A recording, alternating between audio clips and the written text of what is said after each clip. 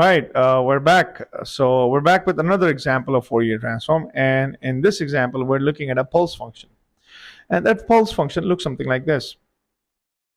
Notice this shape. Don't get confused because student tends to get confused. They just look at some weird symbol like this in their textbooks. This is just to show the shape of a signal. That's all it is. It's just a pulse signal. And what are the characteristics of this signal? This signal is 1, which means this thing has an area under the curve of 1, which means this function is 1, just 1, from negative t over 2 to positive t over 2. All right? That's all it's saying.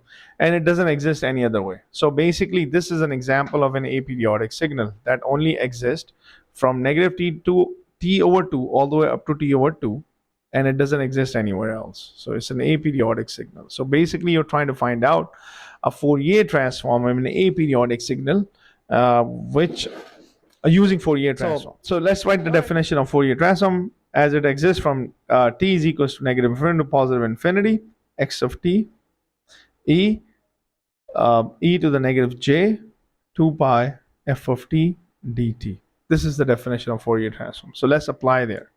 All right, let's just quickly look at it. So that's just to put everything into perspective. What this is as t, as it goes from negative infinity to positive infinity. Let's write down this function just to see if things make sense. E to the negative j, 2 pi f of t dt. All right, now I'm going to actually put in the values of this. This function is saying basically you can have any value you want. I just put 1 there. So now this function this exists from negative t over 2 all the way up to 2. That's the limit of this function. This thing has a function. This is 1 times e to the negative j, 2 pi f t dt. This is the equation that we're solving. Now it's quite simple. If I want to solve this, the best way to solve this is to use my Euler's identity.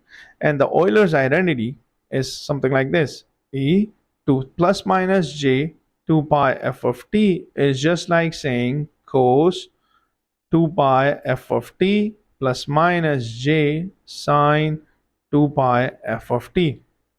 Are we good? This is just Euler's identity. This is my Euler's identity, where e to the plus minus j 2 pi f of t is cos 2 pi f of t plus minus j sine 2 pi f t. I'm going to use this right over here. So this equation, now this equation, what turns out to be negative t over 2 all the way up to t over 2. This is just 1. I'm going to keep that 1. And I'm going to replace this with this. So I have this is negative, so I'm going to use cos 2 pi f of t minus j sine 2 pi f of t dt. Right? So far so good. So this whole thing like this. All right. Now I'm going to do one more thing. Since I'm integrating on symmetric borders, I can just do integration once and then just multiply the answer by 2. So I can rewrite this as this. I can rewrite it as this. 2 times 0 all the way up to t over 2. All right. And one more thing. I can do one more reduction. What happens, just like we were doing Fourier series, what happens when I have integration of an odd function on symmetric borders? So integration of an odd function of this odd function, because sine is an odd function, is just going on symmetric borders, is just going to be 0. So this whole thing is just going to be 0. So I only end up with this. So I'm only integrating from 0 to t over 2 times 2 only this function, because this function would turns out to be 0. So I don't need to worry about this function. I hope you're getting my point, what I'm trying to say. Sine is an odd function, and we are integrating on symmetric borders an odd function, and integration of an odd function on symmetric borders is actually 0, because whatever you're adding on one side, you're actually subtracting on the other side. So it doesn't work. So this whole thing is 0. I'll only end up with this cos 2 pi f of t dt. All right. This has to be there. 2 has to be there because I am integrating once and I'm going to multiply it by 2.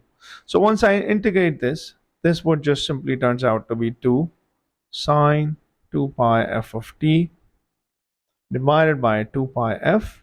Why? Because the integration of cos is actually cos of a of x. So this is just going to be sine of the inside kernel divided by the kernel itself. Sine, it will change into sine and divide by the inside kernel, which is 2 pi f. That's why it's this. Going all the way up to t over 2. Okay? Well, I hope you're getting it. Now I'm going to apply my limits here. So now I'm gonna bring this out here. So this is going to be 2 sine 2 pi f t over 2 in place of t divided by 2 times pi f. Now here's what's going to happen. This 2 and this 2 will get cancelled. All right. And this 2 and this would get cancelled. I'll end up with something like this. I'll end up with, I'm going to bring this t out. This is just nothing but a constant sine pi f. Right? So far, so good. And I'm going to do one more thing. I'm going to multiply the top and bottom. I'm going to multiply this top and bottom by t. Right? This is just like multiplying top and bottom by 1. So I have this in a particular format that I want. And that particular format is going to be like this. This particular format is going to be something like this. It's going to be t sine pi f of t divided by pi f of t. Now, if you were to look at it, what does this looks like to you? It looks like sinc function to me, because sinc is sine of x times x, isn't it? So this is going to be sine of n times x, pi times x divided by pi x, isn't it? This is just like a sinc function. Now I know something about sinc function. What is it that I know about sinc function? I'm going to rewrite it. So the Fourier transform. So first, let's write down Fourier transform of a function of a pulse, of a non-repeating pulse, is going to be t sinc f of t, which is this. Is that simple? All right, t sine of f of t. Now, what does this function is? So we looked at this. So now let's do the same thing that we were making a comparison in time domain and frequency domain. So in time domain,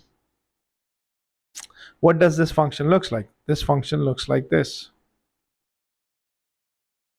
All right, what does it look like in frequency domain?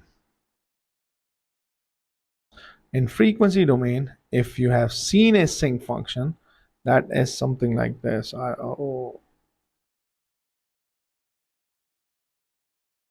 And so on. So on. All right, this is a sinc function. This is so a aperiodic pulse, a pulse that is not repeating, is actually a sinc function in your frequency domain. Okay, why is that? Because if you were to visualize this, I'm gonna do another video on this where I can show you these phenomena physically on a spectrum analyzers, so you would know. So what that is this. Uh, look at this pulse.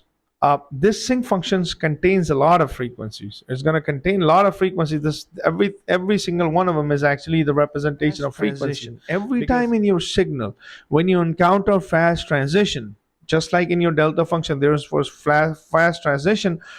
It was uniform in the entire frequency spectrum, but it has fast transition, but it's actually being settled. This, due to these fast transition, these different frequency components are coming to life, but they are not as constant as a delta function, which has like the frequency is like throughout the whole spectrum. Then it settles down. Then you also have fast transition that is coming down. Based on these fast transition, these frequency components are being produced rapidly in this pulse function. So I hope you like this small tutorial on pulse function and calculating Fourier transform of that function.